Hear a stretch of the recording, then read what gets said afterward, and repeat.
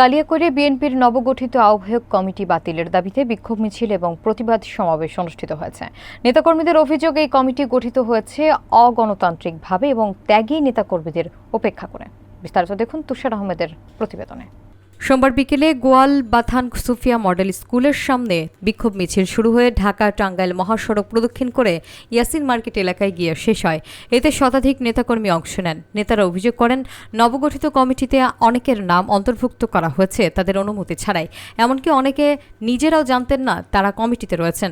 এতে তৃণমূলের মধ্যে চরম ক্ষোভের সৃষ্টি হয়েছে। প্রতিবাদ সভায় বক্তব্য দেন পৌর যুবদলের আহ্বায়ক মোহাম্মদ জয়নাল আবেদিন, বিএনপি নেতা ওসমান আলী, শ্রমিক দল নেতা মোহাম্মদ ইউনুস আলী এবং হাবিবুর রহমান টুটুল।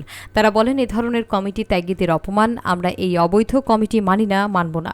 অবিলম্বে কমিটি বাতিল করে ত্যাগী নেতাদের নিয়ে নতুন কমিটি গঠনের দাবি জানান এবং আন্দোলনের হুঁশিয়ারি দেন। গতকালকে ৩ নম্বর ওয়ার্ডের কমিটি ঘোষণা করেছে অবৈধ কমিটি, আমরা কেউ জানি না, তারপরও আমাদের বিভিন্ন সদস্যের মধ্যে রেখেছে।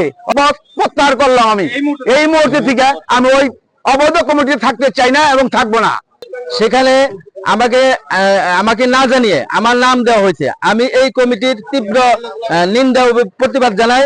আমি এই মুহূর্তে এই কমিটির থেকে পদত্যাগ করিলাম। এই কমিটি ঘোষণা করেছে, আমরা আজকে ৩ নম্বরের সকল পেশাজীবী মানুষ এবং সকল বিএনপি সহ সকল অঙ্গ সংগঠনের পক্ষ থেকে আমরা সেই কমিটির তীব্র প্রতিবাদ এবং নিন্দা জানাচ্ছি। সেই সাথে সেই অবৈধ কমিটি বাতিল করার লক্ষ্যে আহ্বান জানিয়ে আমি আমার কথা শেষ করছি।